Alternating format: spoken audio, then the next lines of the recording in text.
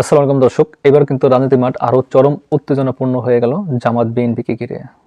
হ্যাঁ, জামাত কিন্তু এখন বিএনপি জামাত এরা কিন্তু একত্রিত হয়ে রাজনীতি মাঠটাকে আরো চরম উত্তেজনা নিয়ে এসেছে। অনেকদিন যাবৎ শোনা যাচ্ছিল যে জামাত বিএনপি এই দুটি দল একত্রিত হবে নির্বাচনের লক্ষ্যে, নির্বাচনটি সুষ্ঠু হওয়ার জন্য এবং তত্ত্বাবধায়ক সরকার দাবি আদায়ে তারা এই দুটি দল একত্রিত হওয়ার কথা শোনা যাচ্ছিল। ইতিমধ্যে ঘোষণা প্রায় চলে এসেছে যে বিএনপি জামাত একত্রিত হয়ে আবারও আন্দোলনের মাঠে নামবে। আর আপনারা জানেন যে জামাত একটি বড় একটি দল, এই দলের কিন্তু কর্মী সংখ্যক অনেক।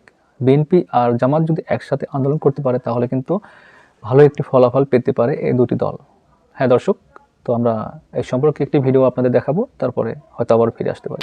সরকারের পদত্যাগ ও নিরপেক্ষ সরকারের অধীনে নির্বাচনের দাবিতে টানা কর্মসূচি নিয়ে রাজপথে রয়েছে বিএনপি ও সমমনা দলগুলো। এদিকে দেশের জাতীয় এক গণমাধ্যমের বরাতে জানা গেছে, এতদিন বিএনপি জামায়াত আলাদা কর্মসূচি পালন করলেও 18 ডিসেম্বরের পর থেকে একসঙ্গে কর্মসূচি পালনে জোর গুঞ্জন রয়েছে। সমন্বিত শক্তি নিয়ে রাজপথে কর্মসূচি পালন করতে চায় বিএনপি ও জামায়াত। দলটির সিনিয়র এক নেতা জানান, জামায়াত ছাড়া যুগপথ আন্দোলনে থাকা অন্য কোনো দলের দেশব্যাপী মাঠের কর্মসূচি পালনে কর্মী বাহিনী নেই। তাই বর্তমান পরিস্থিতিতে সরকারকে বড় ধাক্কা দিতে হলে জামায়াতের সঙ্গে সমন্বিত শক্তি নিয়ে মাঠে নামতে হবে।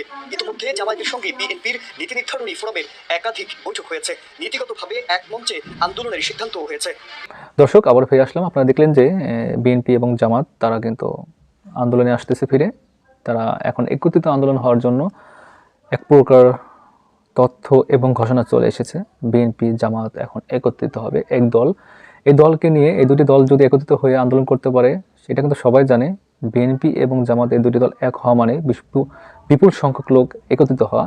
আর এই জামাত কিন্তু অনেকটা সাহসী দল। এই সাহসী দলের সাথে বিএনপি যদি এক হয় তাহলে বিএনপি কিন্তু আলাদা একটা শক্তি পাবে। এই শক্তি নিয়ে যদি আগাতে পারে তাহলে কিন্তু দেখা যাবে যে এক প্রকার তাদের দাবি আদায়টা অনেকটা সহজ হয়ে যেতে পারে, যেমনটা তারা চাচ্ছে।